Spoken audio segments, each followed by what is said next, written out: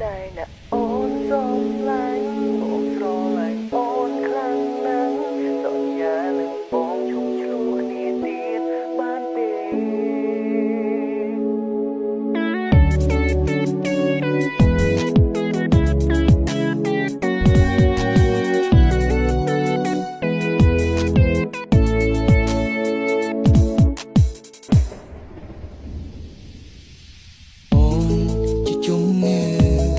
ធ្វើឲ្យបងនឹករាល់ថ្ងៃ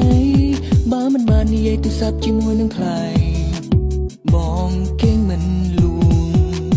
ដឹងខ្លួនច្បាស់ហើយថាទូរស័ព្ទជាមេនឹងបញ្ហាឲ្យតែចាប់ផ្ដើមនិយាយពេលណាតែងតែឆ្លោះគ្នាអូនមិនផុសទៅថាទៅវិញទៅមកចង់ឲ្យអូនយល់ពីចិនចង់ប្រាប់ទៅការពិតរឿងចិត្តបោស្នេហ៍អូនគិតណៃណាអូនសំឡាញ់បងស្រឡាញ់អូនខ្លាំងណាស់សន្យានឹងបងឈប់ឆ្លោះគ្នាទៀតបានទេ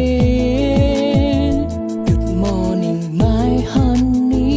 គ្រប់នាទីបងខែពីជីវ៉ាចង់ឲ្យគូស្នេហាយើងរីករាយរហូតទៅ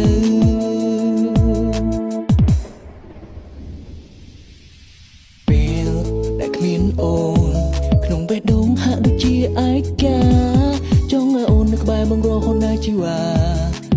តើធ្វើបានទេក្តី